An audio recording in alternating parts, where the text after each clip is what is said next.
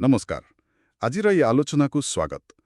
आज आमे कथा हेबा शब्द मानकर एक अजब दुनिया विषय। ହଁ ଯୋଉଠି ସାଧାରଣ ଶବ୍ଦ ବି ବେଳେବେଳେ କଣ କହନ୍ତି ଯାଦୁ ପରି କାମ କରେ। एकदम आउ आमे एथिपाई मुख्यतः देखिबा विवेक कुमारंकर बही words magical power words that win रो किछि मुख्य अंश। ହୁଁ एई बहीटा कहूची माने आमे केमिति कथा कहू केमिति अन्य को प्रभावित करू आउ भाषा केमिति आम मन भितरे काम करे। ସତରେ ଭାଷାର ମନସ୍ତାତ୍ତ୍ୱିକ ପ୍ରଭାବ।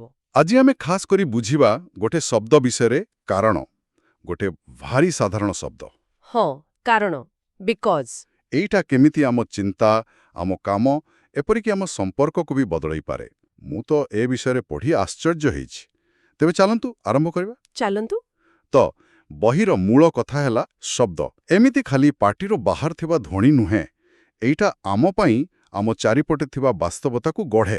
ହଁ एकदम लेखक विवेक कुमार तांकर जो मार्केटिंग अभिज्ञता अछि सेतिरु सेइटा भल भावे देखिचंती। ଆଚ୍ଛା गोटे ठीक स्लोगान केमिति गोटे व्यवसाय को पूरा बदली दिए किंबा केमिति ठीक कथा कही ग्राहकों को आकर्षित करा जाए। ବୁଝିଲି ମାର୍କେଟିଂରେ ତ ଏହାର ବହୁତ ବ୍ୟବହାର ହୁଏ। हाँ किंतु से केवल बाहर प्रभाव कथा कहूनांती शब्द आम भितरे आम भावना उपरे केमिति प्रभाव पकाए से विषय भी बहुत किछि कहिसंती। ଆଉ ସେଇଠି ଗୋଟେ ବହୁତ ଗୁରୁତ୍ୱପୂର୍ଣ୍ଣ କଥା ଆସୁଛି ଯାହା ବହିର ମୁଖବନ୍ଧରେ ଅଛି ମାନେ ଯୋଗାଯୋଗରେ ଉଦ୍ଦେଶ୍ୟମୂଳକତା ଇଣ୍ଟେନ୍ସନାଲିଟି। ओहो उद्देश्यमूलकता ହଁ ମାନେ ଆମେ ଯେତେବେଳେ ଜାଣି ଶୁଣି ଗୋଟେ ନିର୍ଦ୍ଦିଷ୍ଟ ଉଦ୍ଦେଶ୍ୟ ରଖିକି ଶବ୍ଦ ବାଛୁ ସେତେବେଳେ ତାର ପ୍ରଭାବ ଜାଣିଛନ୍ତି ବହୁତ ବଢ଼ିଯାଏ। अच्छा ଗୋଟେ ସାଧାରଣ କଥା ବି ଯଦି ଆମେ ଠିକ୍ ଭାବେ ଟିକେ ଚିନ୍ତା କରିକି କହିବା ତାହା ବଡ଼ ପରିବର୍ତ୍ତନ ଆଣିପାରେ। ଶବ୍ଦ ଖାଲି ତଥ୍ୟ ଦିଏନି, ଏହା ଆମକୁ କାମ କରିବାକୁ ପ୍ରବର୍ତ୍ତାଏ, ମନରେ ଜୋଶ ଭରେ। ଆଉ ଏ ଉଦ୍ଦେଶ୍ୟମୂଳକତାର ମତେ ଲାଗୁଛି ସବୁଠୁ ଭଲ ଉଦାହରଣ ହେଉଛି ସେଇ ଯାଦୁକରୀ ଶବ୍ଦ କାରଣ। ହଁ କାରଣ କେତେ ଥର କହୁଥିବା କିନ୍ତୁ ଲେଖକ କହୁଛନ୍ତି ଏହାର ଶକ୍ତି ଅସାଧାରଣ। ମୋତେ ଆଶ୍ଚର୍ଯ୍ୟ ଲାଗୁଛି ଗୋଟେ ସାଧାରଣ କାରଣ ଶବ୍ଦରେ ଏତେ ଦମ୍ କେମିତି ଆସିଲା। ହଁ ସେଇଟା ଭାବିବା କଥା। ବୋଧହୁଏ ଆମେ ମଣିଷମାନେ ସବୁବେଳେ ଜିନିଷ ପଛର କାରଣ ଖୋଜୁ ସବୁବେଳେ କାହିଁକିର ଉତ୍ତର ଚାହୁଁ ସେଥିପାଇଁ କି ଏକଦମ ସେୟା। ଦେଖନ୍ତୁ କାରଣ ପଛରେ ଗୋଟେ ଗଭୀର ମନସ୍ତତ୍ୱ ଅଛି। ଆମ ମସ୍ତିଷ୍କ ସେ ସବୁବେଳେ କାର୍ଯ୍ୟ କାରଣ ସମ୍ପର୍କ ଖୋଜୁଥାଏ। କ'ଣ ହେଲା ଆଉ କାହିଁକି ହେଲା। କାରଣ ଶବ୍ଦକା ସିଧାସଳଖ ଏହି ଆବଶ୍ୟକତାକୁ ଛୁଏଁ। ଆଉ ଏହାକୁ ନେଇ 1970 ଦଶକରେ ଜଣେ ସାମାଜିକ ମନୋବିଜ୍ଞାନୀ ଏଲେନ୍ ଲାଙ୍ଗର ଗୋଟେ ବହୁତ ଚର୍ଚ୍ଚିତ ପରୀକ୍ଷା କରିଥିଲେ। ଓହୋ ଏଲେନ୍ ଲାଙ୍ଗରଙ୍କ ପରୀକ୍ଷା ହଁ ହଁ ଶୁଣିଛି ଯେମିତି ଜେରକ୍ସ ମେସିନ୍ ପାଖରେ ହଁ ସେଇ ଜେରକ୍ସ ବା କପିୟର ପରୀକ୍ଷା। ସେ ଦେଖିଲେ ଯଦି ଜଣେ ଲାଇନରେ ଆଗକୁ ଯାଇ ଜେରକ୍ସ କରିବାକୁ ଚାହୁଁଛି ଆଉ ସେ ଯଦି ଖାଲି ପଚାରୁଛି ମୁଁ ଆଗ ଜେରକ୍ସ କରିପାରିବି କି ତାକୁ ପ୍ରାୟ 60% ଲୋକ ହଁ କହୁଥିଲେ। 60% ଠିକ୍ ଅଛି। କିନ୍ତୁ ଯଦି ସେ କହିଲା ମୁଁ ଆଗ ଜେରକ୍ସ କରିପାରିବି କି କାରଣ ମୋର ଟିକେ ତରବର ଅଛି, ଆପଣ ଭାବିପାରିବେ କେତେ ଲୋକ ରାଜି ହେଲେ। କାରଣ ଯୋଡ଼ିଦେଲା ତବେ ବେଶୀ ହେଇଥିବେ 80% 85% 94%। 94%। ବାଃ ଖାଲି ଗୋଟେ କାରଣ ଯୋଡ଼ିଦେଲେ ଏତେ ଫରକ। ହଁ ଏଠି ଅବଶ୍ୟ କାରଣଟା ଯୁକ୍ତିଯୁକ୍ତ ଥିଲା, ତରବର ଅଛି ବୋଲି କହିଲା। କିନ୍ତୁ ସବୁଠୁ ଆଶ୍ଚର୍ଯ୍ୟ କଥା ହେଲା ତା ପର ପରୀକ୍ଷଣ। ଆଚ୍ଛା ଆହୁରି କିଛି ଥିଲା। ହଁ ସେଠି ଲୋକଟି କହିଲା ମୁଁ ଆଗ ଜେରକ୍ସ କରିପାରିବି କି କାରଣ ମୋତେ କିଛି କପି କରିବାର ଅଛି। ହଁ ଏବେ ଭାବନ୍ତୁ ଏ କାରଣଟା କିଛି କାରଣ ହେଲା କି ଯିଏ ଜେରକ୍ସ ମେସିନ୍ ପାଖକୁ ଆସିଛି ସେ ତ କପି କରିବାକୁ ହିଁ ଆସିଛି। ହଁ ତ ଏଇଟା ତ ଗୋଟେ ମାନେ କିଛି ନ କହିଲା ଭଳିଆ କଥା। ଏକଦମ ଗୋଟେ ଅତି ଦୁର୍ବଳ ଅନାବଶ୍ୟକ କାରଣ। ହଁ ତଥାପି ପ୍ରାୟ 93% ଲୋକ ରାଜି ହୋଇଗଲେ। 93% ସେ ପାଖାପାଖି ହଁ ଗୋଟେ ଏତେ ଫମ୍ପା କାରଣ ପାଇଁ ବି। ହଁ ବାଃ ଏଇଟା ଶୁଣିଲେ ଲାଗୁଛି ଆମେ କେତେ କେତେ ସ୍ୱୟଂଚାଳିତ ଭାବେ କାମ କରୁ। ମାନେ ଖାଲି କାରଣ ଶବ୍ଦଟା ଶୁଣିବା ମାତ୍ରେ ଆମ ମୁଣ୍ଡ ଭାବୁଛି ଓକେ ଗୋଟେ କାରଣ ଅଛି ଆଉ ଆମେ ରାଜି ହେଇଯାଉଛୁ। ଠିକ୍ ସେୟା। କାରଣଟା କେତେ ଭଲ ବା ମନ୍ଦ ସେ ବିଷୟରେ ବେଶୀ ମୁଣ୍ଡ ଖେଳୁନୁ। ସେଇଆ ଏହାର ମୂଳ କଥା ହେଉଛି ଆମ ମସ୍ତିଷ୍କ। ସେ ଯୁକ୍ତିଯୁକ୍ତତା ଖୋଜେ କିନ୍ତୁ ସବୁବେଳେ ବେଶୀ କଷ୍ଟ କରିବାକୁ ଚାହେଁ ନାହିଁ। ଏଇଟା ଆମ ଚିନ୍ତା କରିବାରେ ଥିବା କିଛି ସ୍ୱୟଂଚାଳିତ ଢାଞ୍ଚା ବା ଯାହାକୁ କହନ୍ତି ଜ୍ଞାନଗତ ପକ୍ଷପାତ କଗ୍ନିଟିଭ୍ ବାୟସ୍। ହଁ, କଗ୍ନିଟିଭ୍ ବାୟାସ୍। ତା ସହିତ ଜଡ଼ିତ ଏଗୁଡ଼ିକ ହେଲା ମାନସିକ ସର୍ଟକଟ୍। ଆମକୁ ଶୀଘ୍ର ନିଷ୍ପତ୍ତି ନେବାରେ ସାହାଯ୍ୟ କରେ, କିନ୍ତୁ ସବୁବେଳେ ପୁରା ଯୁକ୍ତିଯୁକ୍ତ ନଥାଏ। ଆଚ୍ଛା, କାରଣ ଶବ୍ଦଟି ଏହି ସର୍ଟକଟ୍ ଭଳି କାମ କରେ।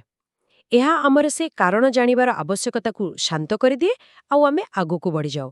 ବହିରେ କୁହାଯାଇଛି ଏହା ବେଳେବେଳେ ପସନ୍ଦର ଭ୍ରମ ବା ଇଲ୍ୟୁଜନ୍ ଅଫ୍ ଚଏସ୍ ବି ସୃଷ୍ଟି କରେ। ପସନ୍ଦର ଭ୍ରମ।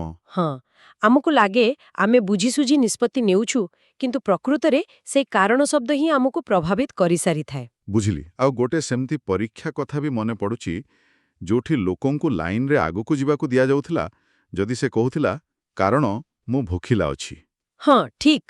ଏବେ ଭୋକିଲା ହେବାଟା କିଛି ଜରୁରୀ କାରଣ ନୁହେଁ, କିନ୍ତୁ ଖାଲି କାରଣ ଶବ୍ଦଟା ସେ ଅନୁରୋଧକୁ ଗୋଟେ କଣ କହନ୍ତି ବୈଧତା ଦେଇଦେଉଛି, ଗୋଟେ ଯୁକ୍ତି ଦେଇଦେଉଛି। ଏକଦମ। ଏହା ଆମର ଅବଚେତନ ମନରେ ଥିବା କାରଣ ଖୋଜିବାର ଆବଶ୍ୟକତାକୁ ଛୁଇଁଛି। ବେଳେବେଳେ କଠୋର ଯୁକ୍ତିଯୁକ୍ତ ମୂଲ୍ୟାଙ୍କନକୁ ଏଡ଼ାଇ ଯାଉଛି। ତାହେଲେ ୟାର ବ୍ୟବହାର ତ ବହୁତ ଜାଗାରେ ହୋଇପାରିବ। ନିଶ୍ଚୟ। ଯେମିତି ବହିରେ ଦିଆଯାଇଛି ପ୍ରବର୍ତ୍ତନଶୀଳ ଲେଖାରେ। ଧରନ୍ତୁ ଚାକିରି ପାଇଁ କଭର ଲେଟର ଲେଖୁଛନ୍ତି ବା କୌଣସି ଜିନିଷ ବିକିବାକୁ ଚେଷ୍ଟା କରୁଛନ୍ତି। ଆପଣ ଏହି ପ୍ରଡକ୍ଟ କିଣିବା ଉଚିତ କାରଣ ଏହା ଆପଣଙ୍କର ସମୟ ବଞ୍ଚାଇବ ଆଉ କାମ ସହଜ କରିଦେବ। ଏଠି ଦାହନ୍ତୁ କାରଣ ଶବ୍ଦଟା ସିଧାସଳଖ ବୈଶିଷ୍ଟ୍ୟକୁ ଲାଭ ସହ ଯୋଡ଼ି ଦେଉଛି। ହଁ, ବହୁତ ସ୍ପଷ୍ଟ ଭାବରେ। ସେମିତି ଭାଷଣ ଦେଲାବେଳେ ବା ଅଫିସରେ ପ୍ରେଜେଣ୍ଟେସନ ଦେଲାବେଳେ ଆମ କମ୍ପାନୀ ଏହି ନୂଆ ଟେକ୍ନୋଲୋଜିରେ ନିବେଶ କରିବା ଜରୁରୀ କାରଣ ଏହା ଆମ ଉତ୍ପାଦନ ବଢ଼ାଇବ ଆଉ ଖର୍ଚ୍ଚ କମ୍ କରିବ। ହଁ, ଏମିତି କହିଲେ କଥାଟାରେ ଓଜମ ଆସେ, ଲୋକଙ୍କୁ ବିଶ୍ୱାସ ବି ହୁଏ। ଏପରିକି ସାଧାରଣ କଥାବାର୍ତ୍ତାରେ ସାଙ୍ଗକୁ କୁଆଡ଼େ ଯିବାକୁ ମନେଇଲା ବେଳେ ଆରେ ଚାଲ ସେଠିକି ଯିବା କାରଣ ସେଠି ଭାରି ମଜା ହବ। ହଁ ହଁ ହଁ ଏହି କାରଣଟା ହିଁ ତ କାମ କରୁଛି। ହଁ, କିନ୍ତୁ ଏଥିରେ ଗୋଟେ ସାବଧାନତା ବି ଅଛି। ବହିରେ ଏ ବିଷୟରେ ସତର୍କ କରାଯାଇଛି। ଆଚ୍ଛା, କ'ଣ ସେଟା?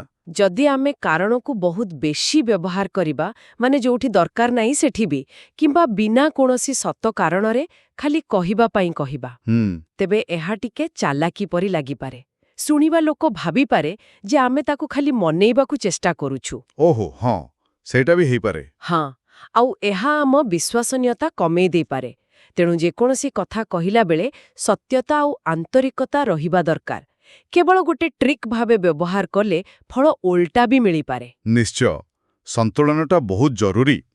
କିନ୍ତୁ କାରଣ ବ୍ୟତୀତ ବହିରେ ତ ଆହୁରି ଅନେକ କଥା ଅଛି ଯୋଉଠି ଶବ୍ଦ ପ୍ରଭାବ ପକାଏ।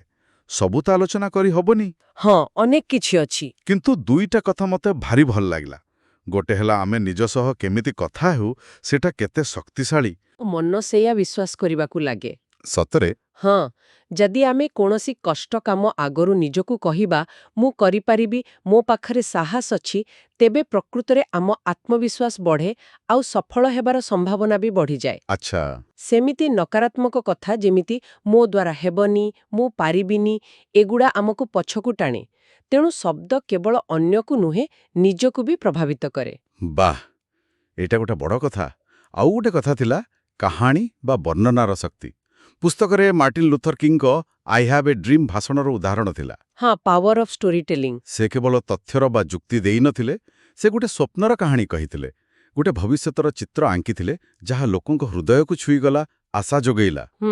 ସେ ସିଧାସଳଖ ହୁଏତ ବାରମ୍ବାର କାରଣ କହିନଥିବେ, କିନ୍ତୁ ତାଙ୍କ ପୁରା କାହାଣୀଟା ହିଁ ଗୋଟେ ଶକ୍ତିଶାଳୀ କାରଣ ଥିଲା। ନ୍ୟାୟ ପାଇଁ, ସମାନତା ପାଇଁ ଲଢ଼ିବାର କାରଣ। ଯୋଡ଼ି ହେବାର ଶକ୍ତି ଅଛି।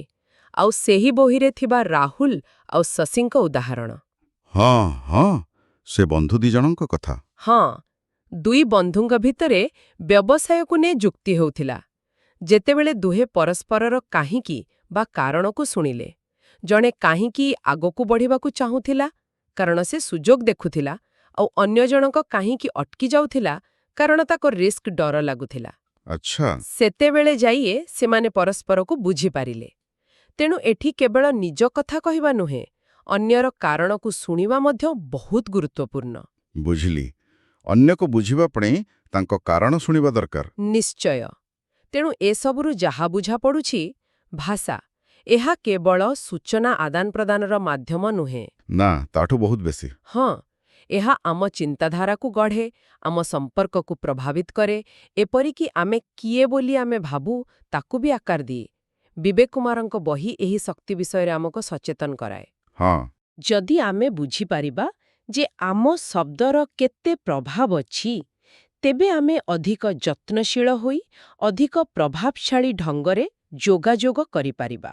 ତାହେଲେ ଆଜିର ଆଲୋଚନାକୁ ଯଦି ସଂକ୍ଷେପରେ କହିବା, ଗୋଟେ ମୁଖ୍ୟ କଥା ହେଲା କାରଣ ପରି ସାଧାରଣ ଦେଖାଯାଉଥିବା ଶବ୍ଦ ବି ଯଦି ଆମେ ଜାଣିଶୁଣି ଠିକ୍ ଜାଗାରେ ବ୍ୟବହାର କରିବା, ହଁ, ତେବେ ତାର ବଡ଼ ମନସ୍ତାତ୍ତ୍ୱିକ ପ୍ରଭାବ ପଡ଼ିପାରେ। କୌଣସି ଅନୁରୋଧ ବା ଯୁକ୍ତି ପଛରେ ଗୋଟେ କାରଣ ଯୋଡ଼ିଦେଲେ ତାହା ଅଧିକ ଗ୍ରହଣୀୟ ହୋଇଯାଏ। ହଁ, କାରଣ ଏହା ଆମ ମସ୍ତିଷ୍କର ସେହି କାହିଁକି ଖୋଜିବାର ଆବଶ୍ୟକତାକୁ ପୂରଣ କରେ। ଠିକ୍।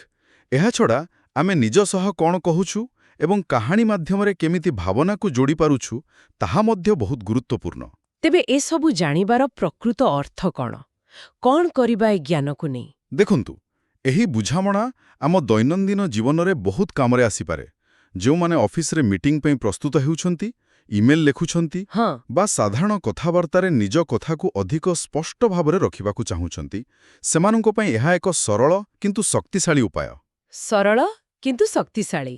ହଁ, ଆଜିକାଲି ଯେଉଁଠି ଚାରିଆଡ଼େ ଏତେ ସୂଚନା, ଇନଫର୍ମେସନ୍ ଓଭରଲୋଡ୍, ହଁ, ବହୁତ ବେଶୀ ତଥ୍ୟ। ସେଠି କେବଳ କ'ଣ ନ କହି କାହିଁକି ଉପରେ ଗୁରୁତ୍ୱ ଦେଲେ ଆମ କଥା ଅଧିକ ମନେ ରହିବ ଏବଂ ପ୍ରଭାବଶାଳୀ ହେବ। କାରଣ ଆମକୁ ସେହି କାହିଁକିକୁ ସହଜରେ ଯୋଡ଼ିବାରେ ସାହାଯ୍ୟ କରେ। ବହୁତ ଭଲ କଥା। ତେବେ ଆଜିର ଆଲୋଚନା ଶେଷରେ ମୋ ମନରେ ଗୋଟେ ପ୍ରଶ୍ନ ଆସୁଛି, ବୋଧହୁଏ ସମସ୍ତଙ୍କ ପାଇଁ ଟିକେ ଭାବିବାର ବିଷୟ। ହଁ, କୁହନ୍ତୁ। ଯଦି କେବଳ କାରଣ ଶବ୍ଦ ସହିତ ଗୋଟେ ଏତେ ଦୁର୍ବଳ କାରଣ ଦେଲେ ବି ଲୋକେ ଏତେ ସହଜରେ ପ୍ରଭାବିତ ହୋଇଯାଉଛନ୍ତି, ତେବେ ଏହା ଆମ ନିଷ୍ପତ୍ତି ନେବା ପ୍ରକ୍ରିୟା ବିଷୟରେ କ'ଣ କହୁଛି? ଆମେ କେତେ ସମୟରେ ପ୍ରକୃତିରେ ଗଭୀର ଭାବେ ଚିନ୍ତା କରି ନିଷ୍ପତ୍ତି ନେଉ, ଆଉ କେତେ ସମୟରେ ଏମିତି ସ୍ୱୟଂଚାଳିତ ଭାବରେ ସର୍ଟକଟ୍ରେ ଚାଲିଯାଉ? ଏଇଟା ବହୁତ ଗଭୀର ପ୍ରଶ୍ନ। ଆହୁରି କେତେ ଏମିତି ଭାଷାଗତ ଟ୍ରିଗର ଥାଇପାରେ ଯାହା ଆମକୁ ଅଜାଣତରେ ପ୍ରଭାବିତ କରୁଛି ଆଉ ଆମେ ତା ବିଷୟରେ ସଚେତନ ବି ନୁହେଁ। ଏ ବିଷୟରେ ଟିକେ ଭାବିବା କଥା ନୁହେଁ କି?